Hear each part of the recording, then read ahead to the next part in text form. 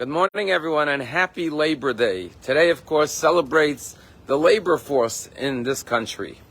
But Labor Day is actually prescribed in the Torah.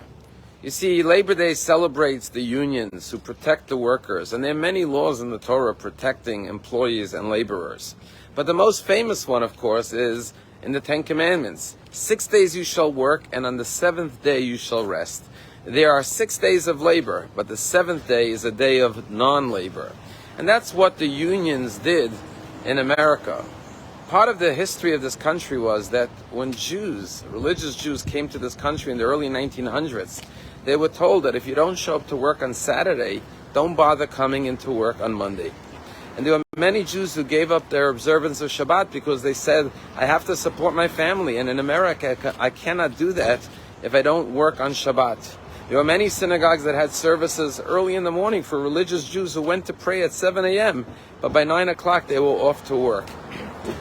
And then there were many Jews who every Friday left home to keep Shabbat, and knowing that Monday morning they didn't have a job anymore, and they worked every week looking for a new job just to preserve their observance of Shabbat in the early days in this country.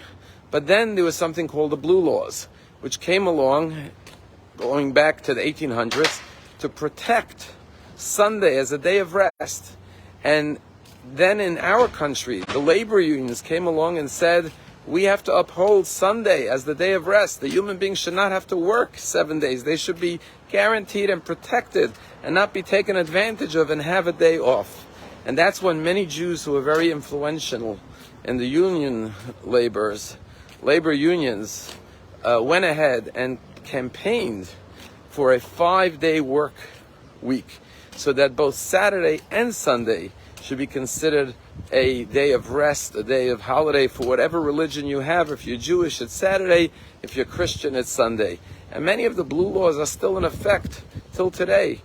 Different states have different policies. It was upheld by the Supreme Court many times about having the day of Sunday as a day of rest, and certain businesses are not allowed to be open till today. In many states you cannot buy alcohol, you cannot gamble on Sunday, because it's recognized that there has to be a day of rest, not just for the body, but also for the soul to rejuvenate itself. And that's the tremendous gift of Shabbat, and the gift of the day of rest for whatever religion you have. But of course in Judaism, our day of rest is not just rest from physical labor. It's a day of spirituality. And therefore, for many times, people on Sunday have many other chores and responsibilities. They don't truly get a day of rest. But from a halachic Torah perspective, a day of rest means that you literally cannot do any work. And that's why, as you know, as an observant Jew, we don't pick up the phone on Shabbat. We don't use our emails. We don't watch TV. We don't get on our computers. We don't have any form of labor, but a complete day of rest for family, for God, for community, and to rejuvenate your soul. There's a famous author and speaker. His name is Kiva Bernard. He's a business coach and motivational speaker. He speaks at corporate events all over the world, and he's authored many books. And he tells a story that he was once called by Microsoft many years ago. They were having a big conference, and they asked him to be one of the speakers at their conference. And he agreed. And then when he hung up the phone, he checked the calendar and he saw that it's a Saturday.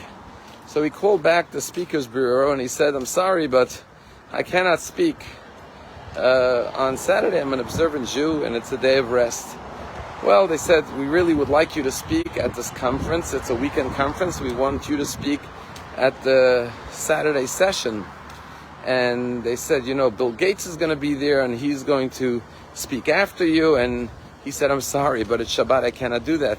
They said, well, maybe we could pay you more money. And they kept on offering money. They offered to triple, pay him a large sum of money. He said, even if you paid me all the money, I can never speak and work on Shabbat. They hung up the phone, and then they called him back a little while later, and they said, look, what we decided to do is we're going to move it to Sunday so that you can come and speak. Sure enough, he said, I'll be glad to. He went and he spoke at this Microsoft conference. 6 months later, he gets a call from the head of the Speakers Bureau at Microsoft. He says, I have to tell you a story.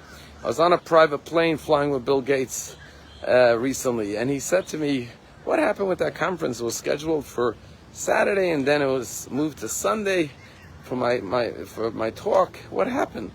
And I explained to him that we had this speaker, Kivi Bernard, and we wanted him to speak, and he refused to speak on the Sabbath, his Shabbat. He's a religious Jew, and so we offered him a lot of money. We offered him to pay him, large sums, but he said no. And finally, we had to move it to Sunday to accommodate him.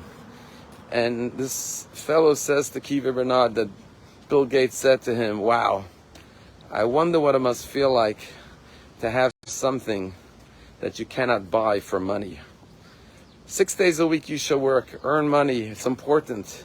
But remember, there's something that's priceless, and that's your soul, your connection to your loved ones, to your purpose and destiny in life, to your relationship with God, and therefore have a day of rest when you shall not work." So happy Labor's Day, Chag Sameach. Indeed, this holiday has done a great deal to preserve Judaism and Shabbat observance in America, thanks to the labor unions, which were predominantly Jewish in the early 1900s, who campaigned for both Saturday and Sunday to be a day of rest. Have a wonderful, beautiful day.